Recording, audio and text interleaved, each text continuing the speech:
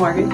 I am a body piercer and an applied jewelry professional, which is a certification that I just earned recently.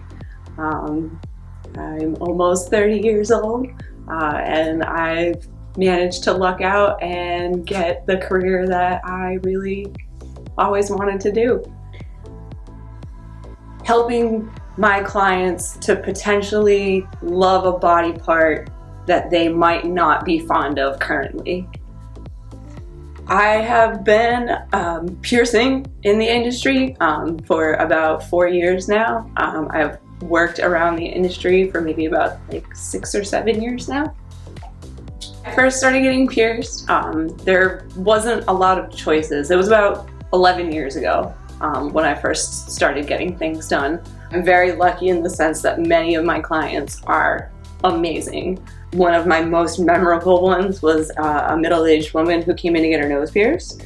And she was so happy, after the procedure, after the piercing, that she just hopped up and hugged me immediately. And it was just really, really, really cute. And that's actually not the only time that things like that have happened. I've had people get piercings to document, their divorce date, their wedding date, a day they got their dog, all different kinds of things. It's really, really awesome to hear the different reasons why people get piercings. Making a connection with these people that come through your door. I had always wanted to be a piercer, but I understood that this was a difficult industry to get into, especially being a woman.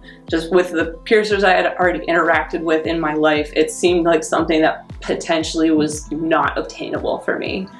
If somebody walks through my door, they're going to be treated with respect, they're going to be a client, they're never ever going to be labeled as a customer. So after picking out jewelry, I would go in and get everything situated in the Statum cassette, because I work out of a Statum, which is an autoclave machine, which is a great thing.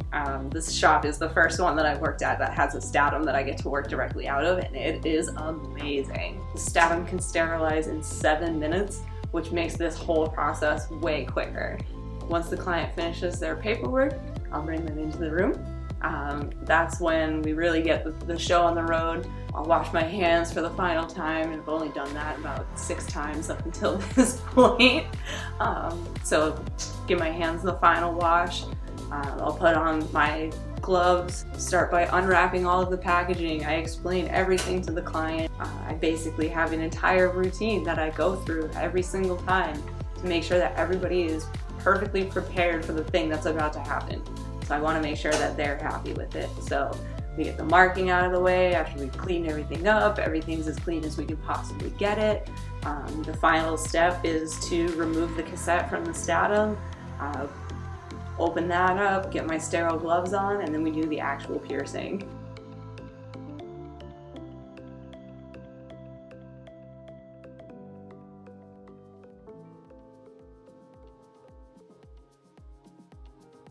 When a client comes in to get a piercing after everything's said and done, I definitely do go through an entire step-by-step process of the aftercare for them. What I recommend use on piercings is a sterile saline solution, nothing else. Anything else that you could possibly think of to put on a piercing is way too harsh, and I don't suggest using it. As long as it's just salt and water, sterile, in a bottle from the pharmacy, or you can buy it directly from me. The main thing that I always tell my clients is to not touch your piercings.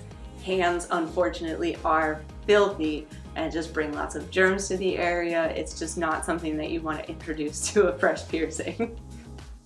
Every piercing has a different timeline of healing. Different parts of the body have different levels of blood flow, so it really just kind of depends, and then everybody's body is different. So what heals really quick for me might take really long for somebody else, might take, medium amount for a third person. The cleaner you keep it, the better it's gonna heal. Usually I tell people the main thing, keep your hands off of it. Hands are disgusting, they're full of germs, they bring germs to the area. So the best thing that you can possibly do for a fresh adornment is just keep your hands off it. If you notice the jewelry is getting tight or stuck, it's just your body forming a scab. Scabs are good. They block out germs. Most people have gotten scabs before and have experienced that if you pick out a scab, you know, the thing takes longer to heal, it bleeds more, it scars more, it just creates more problems for you. And none of those things will happen if you just simply leave it alone. So those are the two things that I really drive home with aftercare. You can find me on Facebook. It's just facebook.com/piercingsbymm.